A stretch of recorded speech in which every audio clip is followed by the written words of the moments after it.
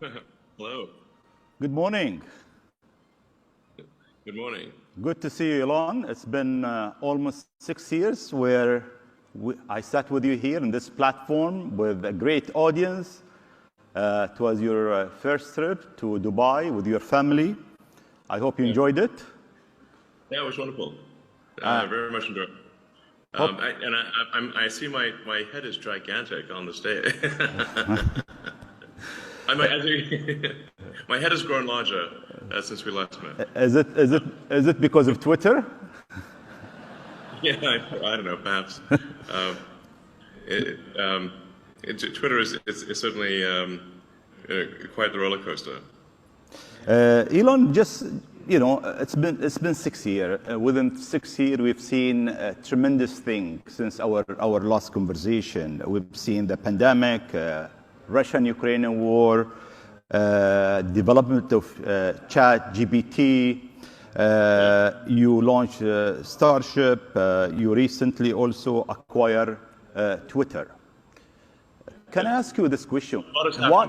happened. Why you bought Twitter? Why didn't you create your own platform? Maybe it was cheaper for you?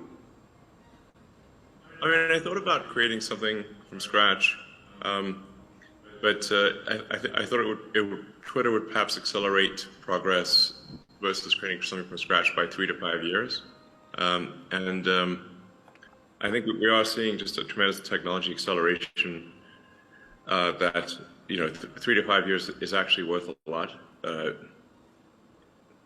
So, I mean, to be frank, I was a little worried about the direction that and the effect of social media on the world, and especially Twitter.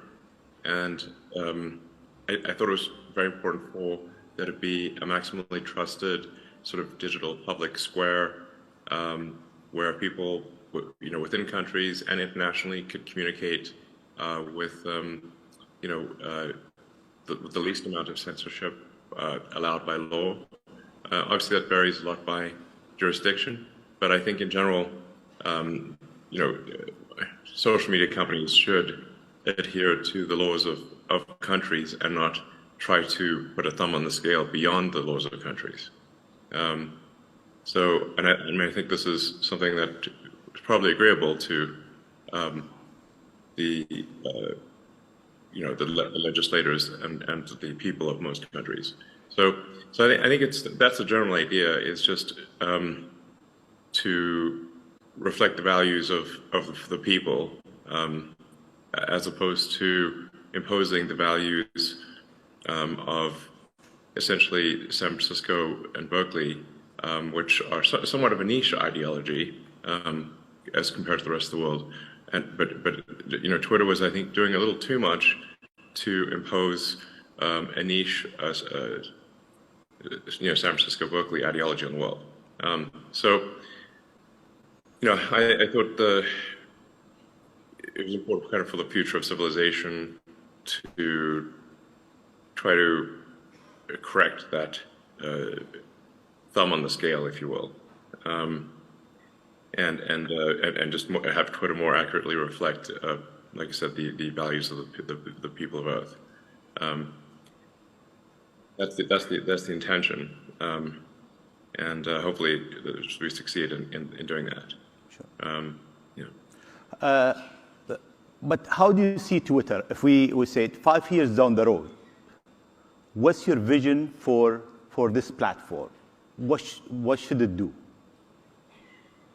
Well, I think I'd like to, have this sort of long-term vision for something called X.com from way back in the day, which is kind of like a sort of like an everything app, where it's just maximally useful. It does, payments, it does,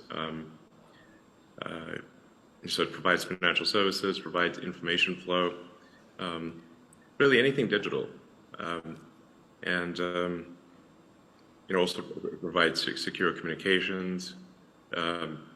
So really I think be as useful as possible, as entertaining as possible, and also to be like a source of truth. Like if you want to find out what's going on and what's really going on, then you should be able to go on X, the X app, and find out. So it's a sort of a source of truth and a maximally useful, I guess, app is about the wrong word, but system. And Twitter is essentially an accelerant to that sort of maximally useful everything app. Yeah.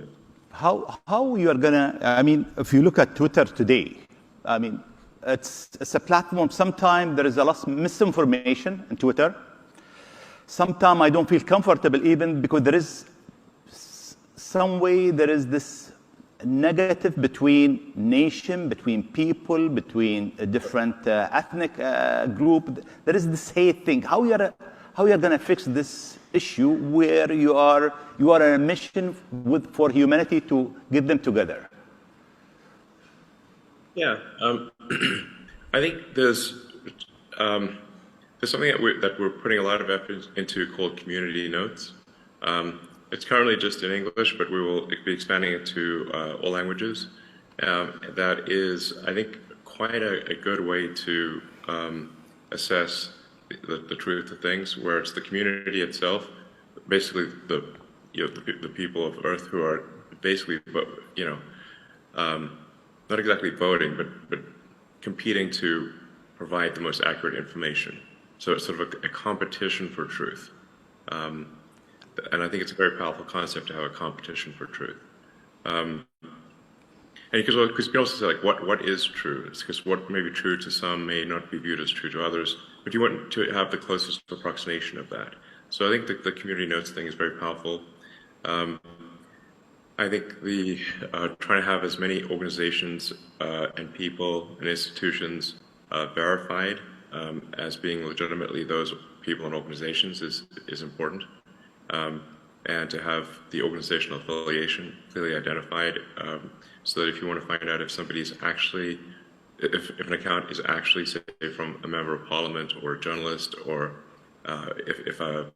let's say if a Twitter handle is actually belongs to, say, Disney Corporation or something like that, you can go on Twitter and it's sort of an identity layer of the internet, and you can confirm that is in fact the case. And I think once you've got these sort of interlocking sort of identities, it's actually very hard to be deceptive in that case, because and it's also, you have a reputation to protect at that point. So I think then people are far more likely to be measured in their response, and be more reasonable, since they have reputational value at that point. So these are some of the ideas that I have, and I'm not saying that for sure it will succeed or that it's going to be perfect, but I am confident that it will, over time, head into a good direction. And I think the evidence for that will be, do people find it useful? As we're measuring sort of the total user minutes, but not just user minutes, unregretted user minutes is, I think, the key figure of merit. Because well, for example, TikTok has a very high usage. I often hear people say, well, I spent 2 hours on TikTok, but I regret those 2 hours. I'm not trying to knock TikTok, but it's just, we don't want that to be the case with Twitter. We want to say, like, okay, you spent half an hour on Twitter, but you found it to be useful and entertaining and a good thing in your life. And ultimately be a force for good for civilization.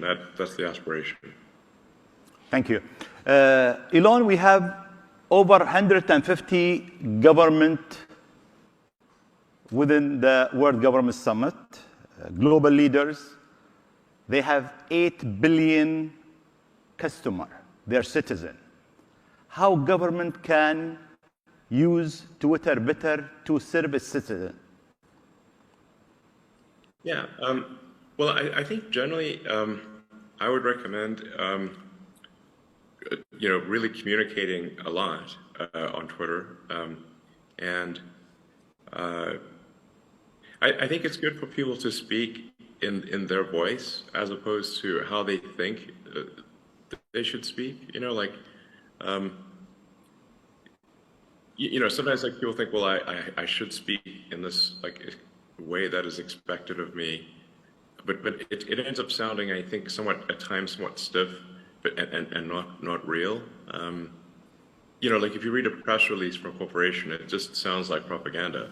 So I would like encourage CEOs and of companies and legislators and ministers and so forth to speak authentically, and to if there's a particular policy, to explain it, and I think there's sometimes a concern about criticism, but I think at the end of the day, having some criticism is fine. It's really not that bad.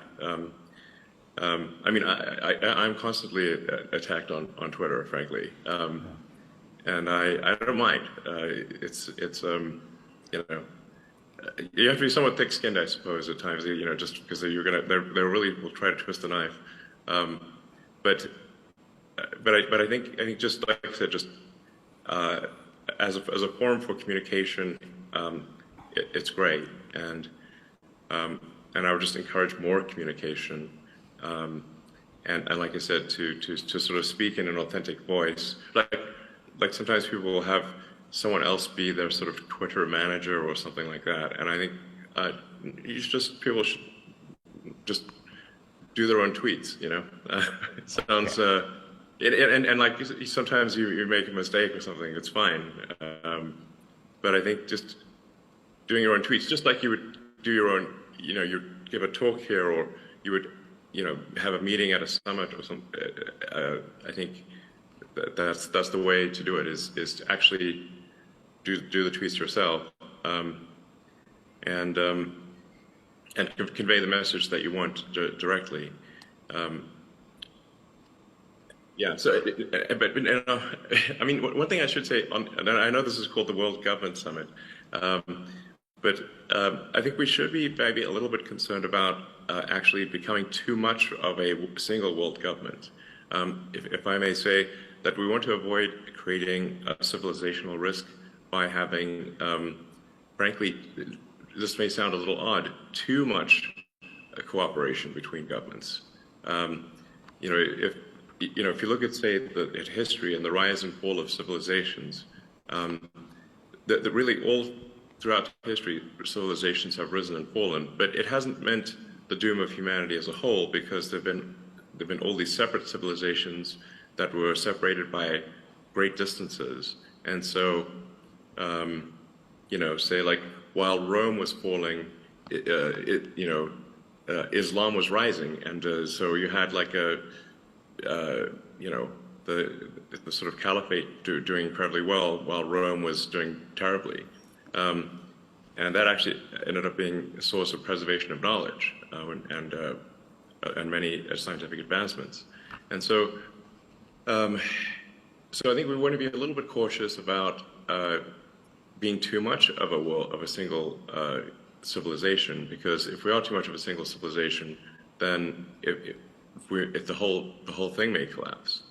I'm obviously not suggesting war or anything like that, but I think we want to be a little bit wary of actually cooperating too much. It sounds a little odd, but we want to have some amount of civilizational diversity, such that if something does go wrong with some part of civilization, that the whole thing doesn't collapse, and humanity keeps moving forward. Thank you.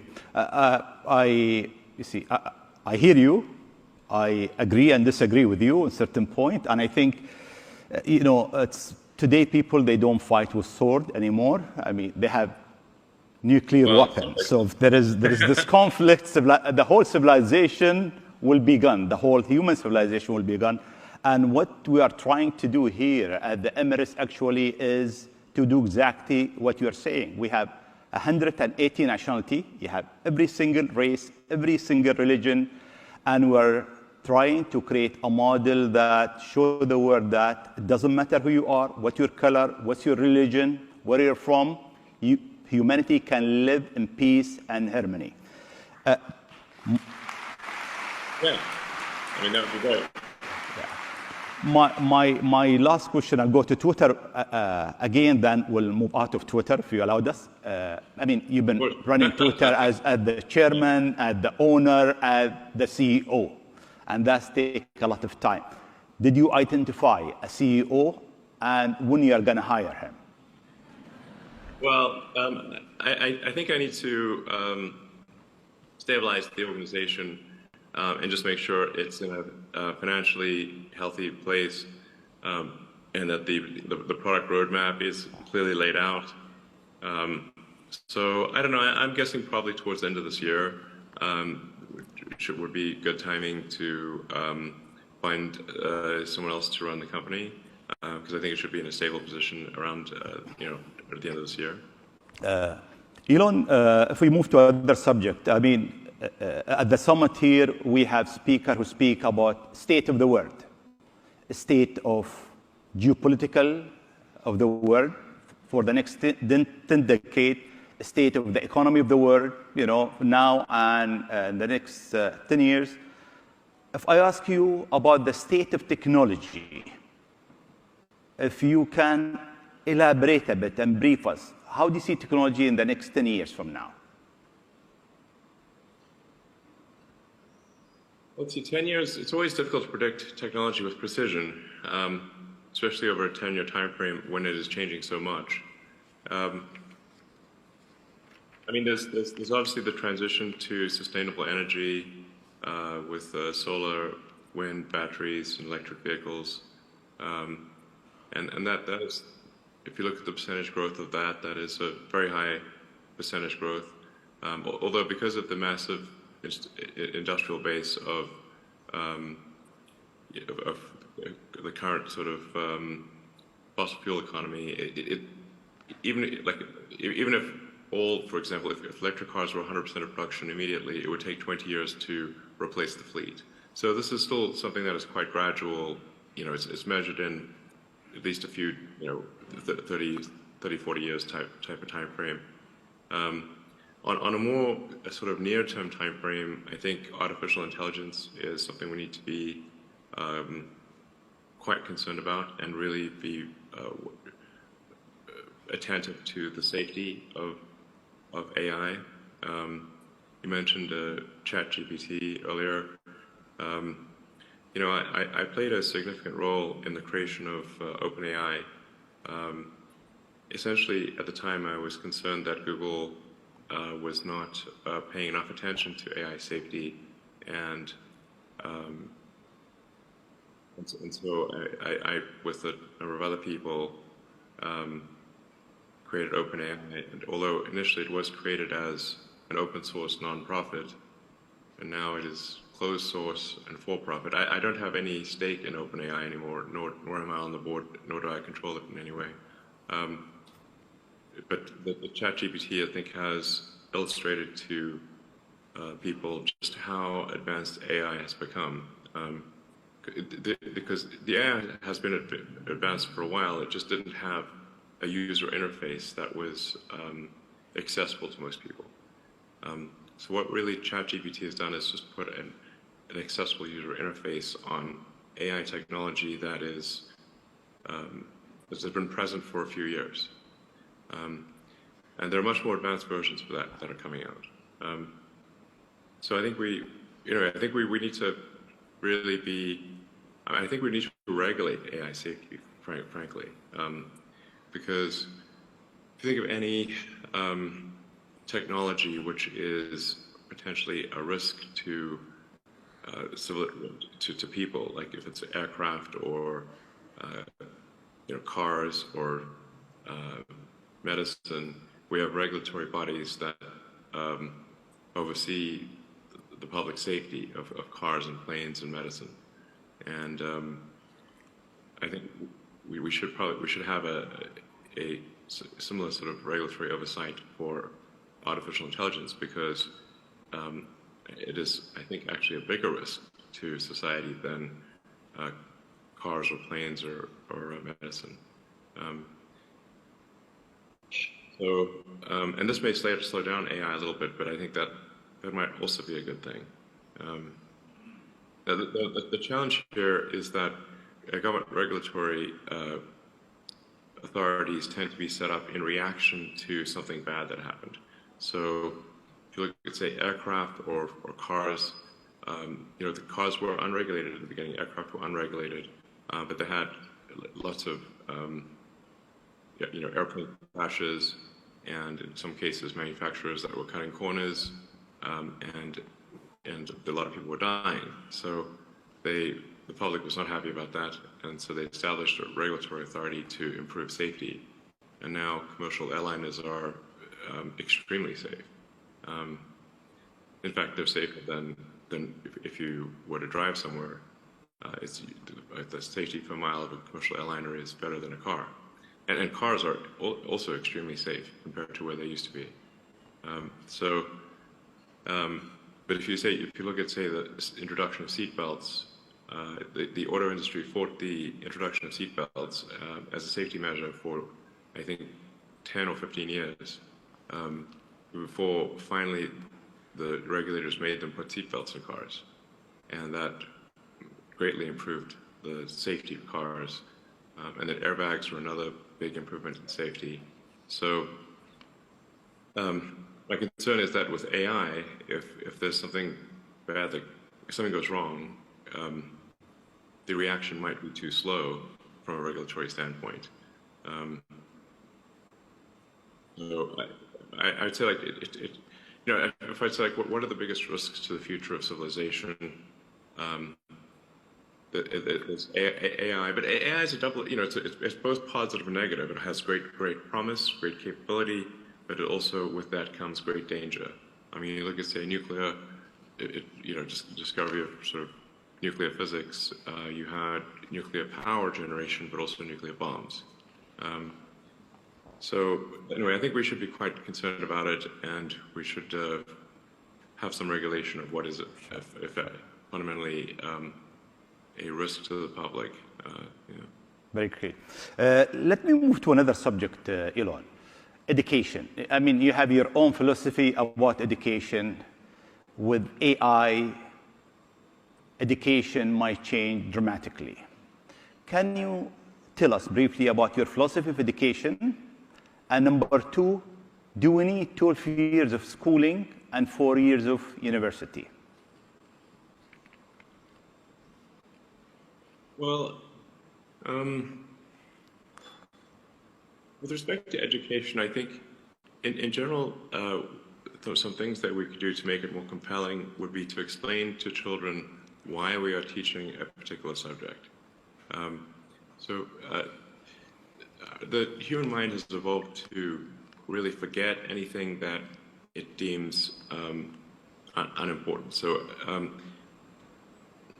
in fact, human memory is really quite bad relative to, say, the memory of your phone. Your phone can remember the entire contents of an encyclopedia down to the last letter and pixel. But human memory is terrible by comparison. So the mind is constantly trying to forget things, actually. So if you explain the why a subject is being taught, that will then establish relevance, and it's much more likely to result in motivation for kids. And then also, if you teach knowledge, especially in the sciences, as solutions to a problem, it's much more effective. So, like, let's say you're trying to understand an internal combustion engine. Well, it's actually better to sort of take that apart and then say, okay, well, what tools do we need to use to take it apart? We need a wrench and screwdriver and various other things to take it apart. Well, then you understand that the reason for the tools. And so, like, for mathematics and are like tools in physics and engineering. But if you teach to the problem and then you understand, then you establish the relevance of the tools, then it's actually much easier to remember mathematics and physics because they help explain how the world works, as opposed to teaching them without explaining why and simply teaching them. It's like, instead of teaching to the problem, currently people teach the tool. It would be like having a course on screwdrivers or a course on wrenches. but not understanding why you have a course you're learning about screwdrivers and wrenches. I think this is really quite a fundamental principle that should be applied in education. And I think sometimes we do teach classes that children do not find useful, and where the answer to the why is actually not going to be a very good answer. Most people, I think, do not find advanced mathematics useful and are unlikely to find it useful in their life. Or the elements that they do find useful can be taught very quickly as general principles. I also think that critical thinking is something that should be taught to children at a relatively young age, as effectively like a mental firewall, to really think about when somebody tells you something, is it cogent? Is it true? Or what is the probability that it is true? And so that you can be taught to reject things that are untrue or more likely to be untrue, and favor things that are more likely to be true. Critical thinking, I think, is very helpful for people to learn. So is it 12 years of schooling you are with, or without 12 years? 12 years is a long time, I suppose. But I mean, humans just do take a long time to mature. So there's emotional maturity, physical maturity, and mental maturity that is happening simultaneously with the education. I mean, I suppose it could be done in 10 years. Perhaps it does not need 12. But then is someone mature at age 16? They're more likely to be mature at age 18. So I guess 12 years is probably not bad. We probably don't need an additional 4 or 5 or 6 years in college or university. That seems probably excessive.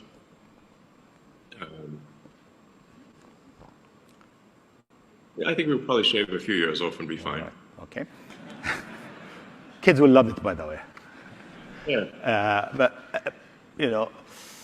social media. But we spend so many hours on social media.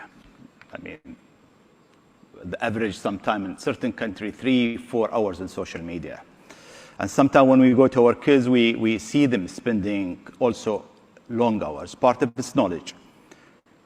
Do you have any rule for your kids? I mean, how much they can spend in social media? I've generally not tried to restrict social media for my kids, although that might have been a mistake. Depending on which kid it is, they've really been programmed by Reddit and YouTube, I'd say. More than anything else, Reddit and YouTube. I think probably I would limit social media a bit more than I have in the past. And just, take note of what they're watching, because I think, at this point, they're being like programmed by some social media algorithm, which you may or may not agree with. So I think probably one needs to supervise children's use of social media, and be wary of them getting programmed by some algorithm written in the Silicon Valley, which may or may not be what you want. Elon, you've been working very hard. I mean, since 6 years ago we met, you look much younger, by the way, than 6 years ago. Thanks. You look great too. But I know that you've been working for almost 20 hours a day. You sleep in the sofa in the office, maybe Twitter office, Tesla office. You told me once I was with you at Tesla's office. How do you balance your life? Yeah. I mean, with this stress, with so many different, you're in so many different company parallel. How do you balance it? Well, I should point out that a 20-hour workday is relatively unusual and rather painful. But I do sleep 6 hours a night. So, and if I sleep less than 6 hours a night, I find that I might be awake longer, but I get less done. So, But I do work a ridiculous amount, I think, relative to most people, in that it's pretty much 7 days a week, and mostly from when I wake up to when I go to sleep. I'm not suggesting this is good for everyone, and I think, frankly, I would like to work a bit less than that. So, I think if I look at, say, Tesla went through some very difficult times where it was on the ragged edge of survival, and really, if I didn't give it everything I got, I think the company could have easily gone bankrupt. It was really on the verge of bankruptcy for quite a while. I don't mean to suggest complacency at this point, but it does require much less work to operate Tesla now versus, say, in the 2017 to 2019 timeframe. And it's not at mortal risk of survival. It's achieved economies of scale that make it, not on the ragged edge of survival. And then SpaceX also has a strong team and is able to make a lot of progress, even if I spend less time there. It does help if I spend time there, but it keeps making progress even if I don't. Twitter is still somewhat of a startup in reverse, and so there's a lot of work required here to get Twitter to a sort of a stable position, and like I said, to really build the engine of engineering, of software engineering at Twitter, and have it, really have, like I said, a great product roadmap, and the people in place to implement that product roadmap. And so it is not my intention to work like crazy.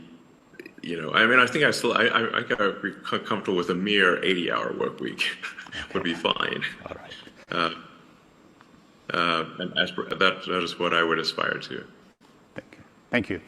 We are running out of time. I have one last question I have to ask you. Sure. 3 UFO been shot, one over Alaska, Lake Huron, and Canada. Alien, no alien? I don't think it's aliens, no. Okay. I do find the whole question of aliens a very interesting one. What is typically called the Fermi paradox, which is that if the universe is really as old as science seems to think it is, and where are the aliens? Have we really been around for 13.8 billion years? If so, shouldn't there be aliens all over the place? The crazy thing is I've seen no evidence of alien technology or any alien life whatsoever, and I think I'd know. SpaceX, we do a lot. I think I know. I don't think anyone knows more about space, than me, or at least the space technology. But I think it's actually a troubling thing if there are no aliens as well, which is that what that actually could mean then is that sort of civilization and consciousness is like a tiny candle in a vast darkness, and a very vulnerable tiny candle that could easily get blown out. And I think we should therefore take great care with what may very well be this tiny candle in a vast darkness, and make sure that it does not go out, and that we extend the light of consciousness beyond Earth, and do everything we can to ensure that the light of consciousness does not go out. Elon, we've run out of time. Thank you very much, and hopefully to see you next year with us here in the Emirates with your family. Sounds good. And thanks so much. Thanks again for having me. Thank you. Thank you. We'll see you. Bye-bye. Bye-bye. Thank you.